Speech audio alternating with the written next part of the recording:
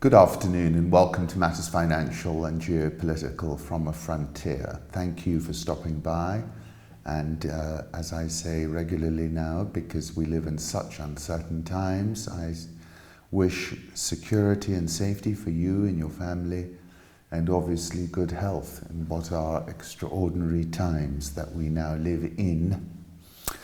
Let me start with something a little bit amusing. This is Manu_Chandra VC funding advice to founders. Have a listen, it's rather funny.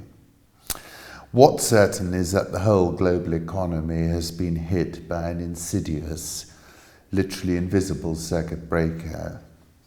Policymakers continue to believe in their rather linear minds that more free money, more rate cuts will resuscitate the patient, but the patient is etherized on the table.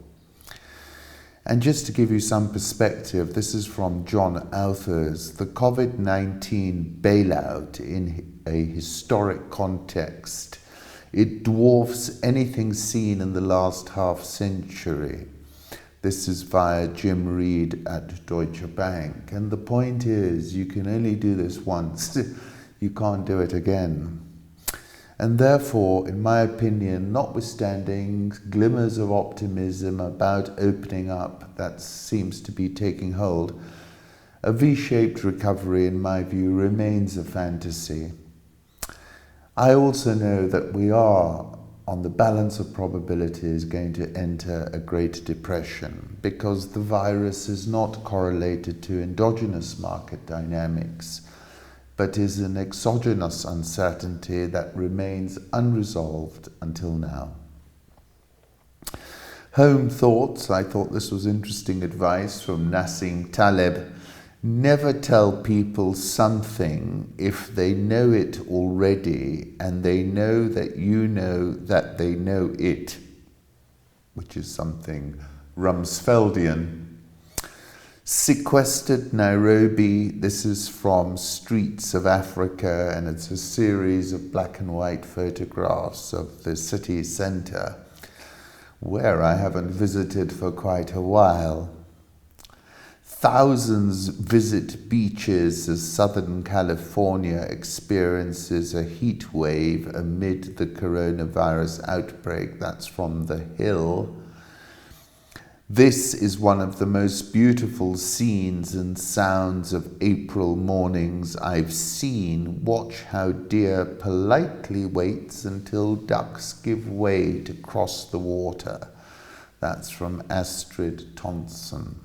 And I wonder where that was. Might have been Richmond Park. Tonight we hear from a prisoner inside Marion Correctional Institution in Ohio, America, where more than 80% of inmates have COVID-19, and one tells us they are sitting ducks waiting to die, Channel 4 News. And this is precisely the equivalent of a super spreading event.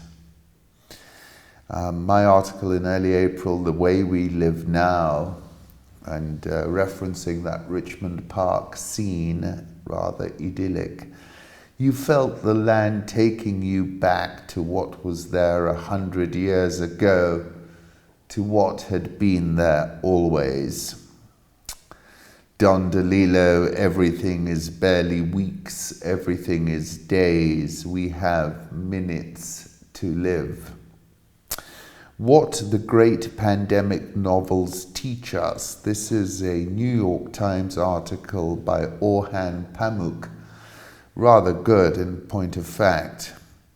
For the past 4 years, I've been writing a historical novel set in 1901 during what is known as the Third Plague Pandemic, an outbreak of bubonic plague that killed millions of people in Asia, but not very many in Europe. Knights of Plague have been asking me a barrage of questions about pandemics. They are most curious about similarities between the current coronavirus pandemic and the historical outbreaks of plague and cholera. There is an overabundance of similarities throughout human and literary history. What makes pandemics alike is not mere commonality of germs and viruses, but that our initial responses were always the same. The initial response to the outbreak of a pandemic has always been denial. Take you to Albert Camus. I'll take you there in a moment in his book, The Plague, where he describes exactly that reaction. In the early pages of a journal of the plague year, the single most illuminating work of literature ever written on contagion and human behavior, Daniel Defoe reports that in 1664, local authorities in some neighbourhoods of London tried to make the number of plague deaths appear lower than it was by registering other invented diseases as the recorded cause of death. In spite of the evidence, the governor of Milan ignores the threat posed by the disease and will not even cancel a local prince's birthday celebrations. Defoe's novel shows us that behind the endless remonstrances and boundless rage, there also lies an anger against fate, against a divine will that witnesses and perhaps even condones all this death and human suffering, and a rage against the institutions of organized religion that seem unsure how to deal with any of it.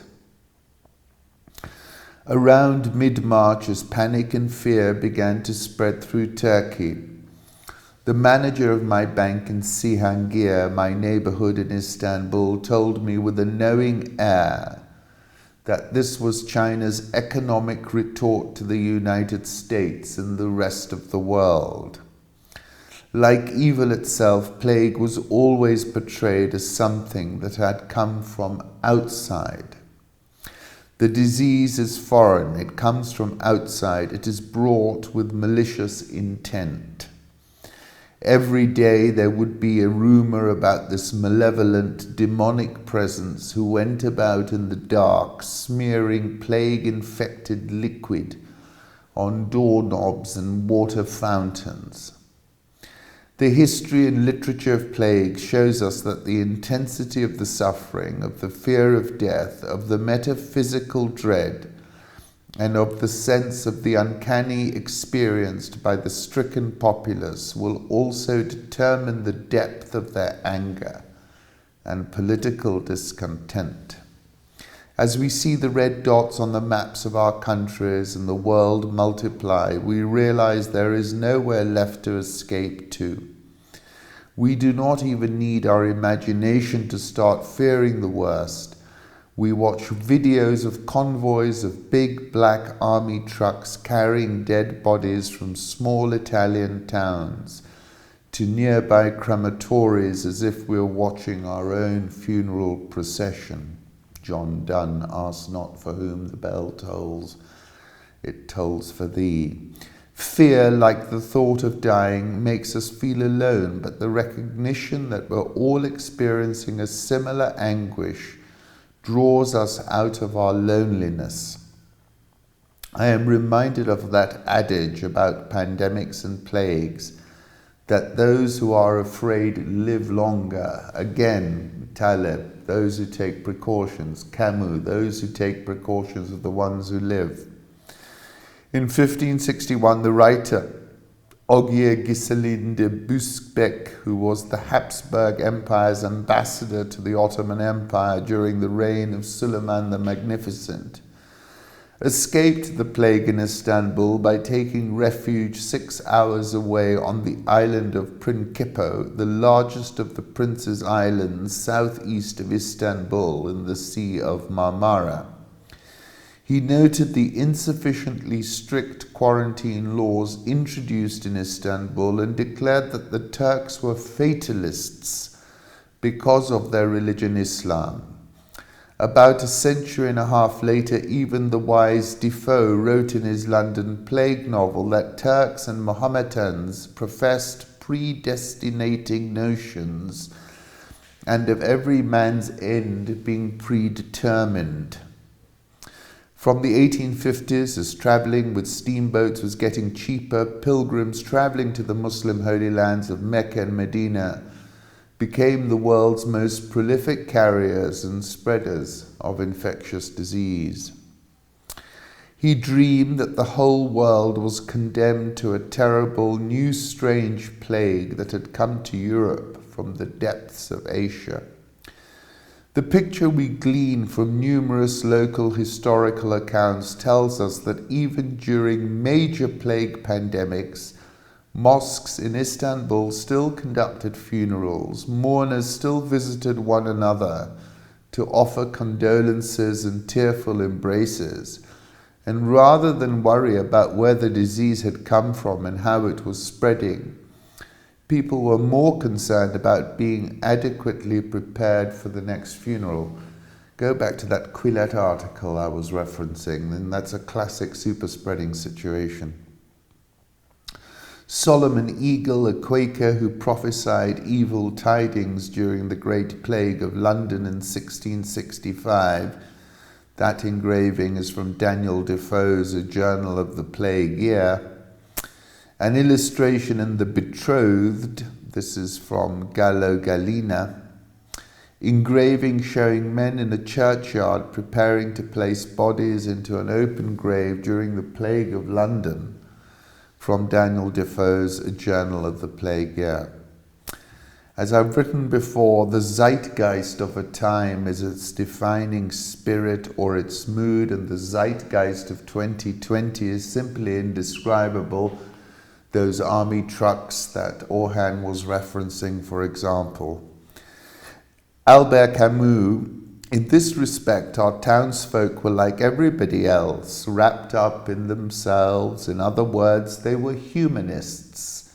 They disbelieved in pestilences. A pestilence isn't a thing made to man's measure. Therefore, we tell ourselves that a pestilence is a mere bogey of the mind, a bad dream that will pass away. But it doesn't always pass away. And from one bad dream to another, it is men who pass away, and the humanists first of all, because they have taken no precautions.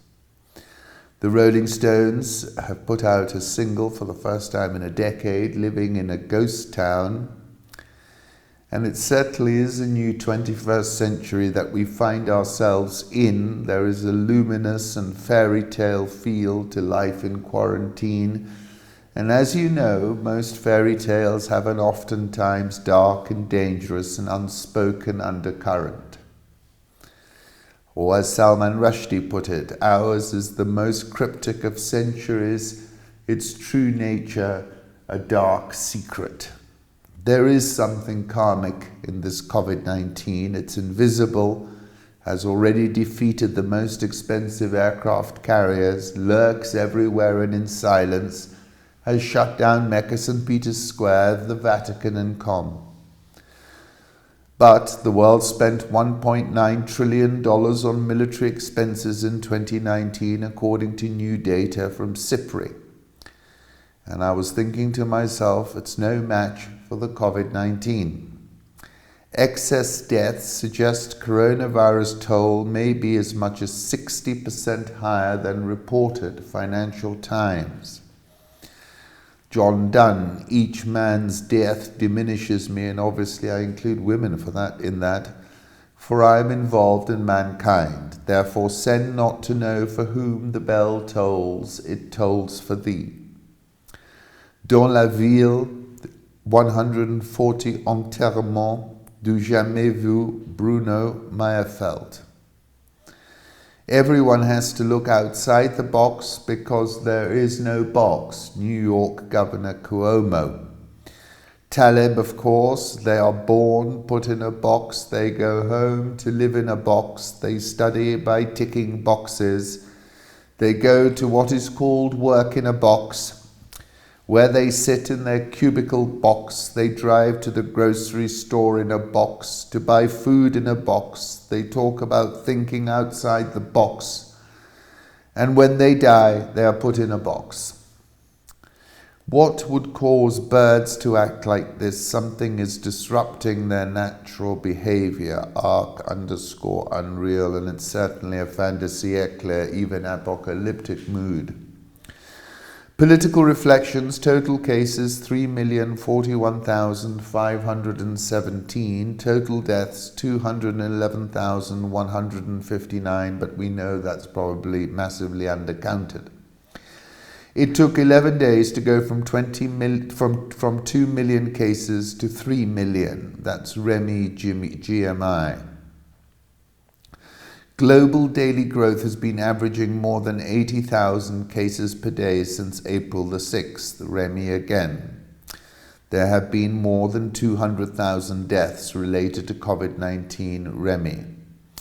Very interesting radio interview, In Our Time, Picasso's Guernica, similarly strange moment in the world's history. Coronavirus pandemic may sow the seeds of political revolutions as lockdowns drag on and food supply chains are tested. South China Morning Post. Among the plethora of risks the global economy is experiencing as a result of COVID-19, the potential for rising social and political unrest is lurking just beneath the surface. Not been the subject of much public focus since the pandemic began, but as the virus spreads rapidly through more nations, civil disobedience and associated violence is becoming a greater concern. Those most at risk in the near term are populations in the highly indebted countries where a combination of food insecurity and ongoing fiscal strain make meeting basic needs a real challenge. Nearly all these countries are in Africa, where critical resources necessary to fight the virus are in extremely short supply.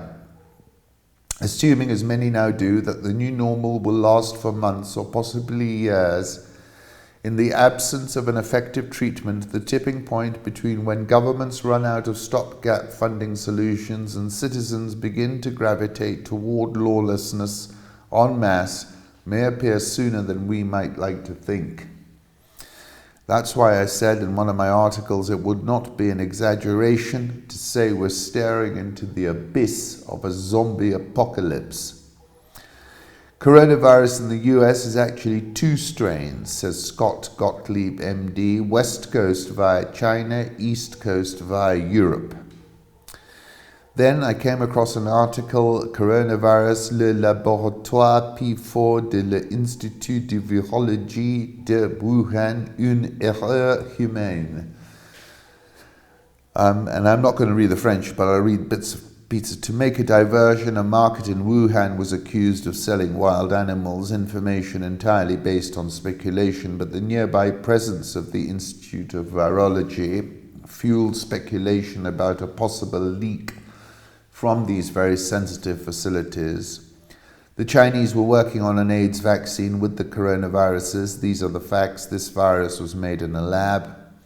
We know that a bat did not fly 900 kilometers from its cave in another province to the city of Wuhan to land on someone. Natural or modified coronavirus, the question is whether it is a natural coronavirus which was isolated at the Wuhan Institute of Virology, then accidentally escaped from the laboratory by infecting a laboratory employee, or whether it is the virus the researchers were working on using the feature-gaining technology by taking an existing coronavirus to make it more infectious and deadly, gain a function. Why improve a natural pathogen to make it more deadly and more infectious? The epidemic is a military situation and the epidemic zone is the battlefield. General Chen Wei, chief defense expert against biochemical weapons, is stationed in Wuhan. Took charge of the P4 laboratory linked to China's secret biological weapons program. Zheng Li-Shi, a renowned researcher working in the P4 laboratory, co-wrote a controversial article in 2015. where she explained that she had created a new virus by combining a coronavirus found in Chinese bats with another, and which causes an acute respiratory syndrome, severe SARS, similar to that of humans in mice. 1st of March, I said, if they can get you asking the wrong questions, they don't have to worry about the answers. That's Thomas Pynchon. And I said, a paranoid is someone who knows a little of what's going on. Currency markets, dollar index firm above 100 at 100.08. The $1 million question, ask Remy. Euro, will it bounce or will it break? He asks. We're currently at 108.15. Gold, a little bit softer. Back up to 16.99. I think a little bit of risk off. Saw us go back, but we're in a 1680, 1736 range, and I believe we're going to break it to the upside. Gold price adjusted for inflation since the 1970s, the largest and longest cup and handle I have ever seen. The recent rally in precious metals is only the beginning, Tavi Costa. To wit, today the streets of Venezuela are covered with cash. This is what happens when hyperinflation destroys the value of money. It becomes worthless. Gold Telegraph. Other way to look at it, the print shop, Scott Burke 777. As I said on the 24th of February, at this point I would venture gold is correlated to the COVID-19, which is set to turn parabolic and is already non-linear and exponential. 22nd of March, I reiterated that. I said I still believe gold will soon turn viral to the upside and that I'm looking for more than $2,000. As I tweeted a few weeks ago, we're now entering the twilight zone for a lot of oil producers. What I do know is this, I said on the 6th of April, regime implosion is coming to the oil producers.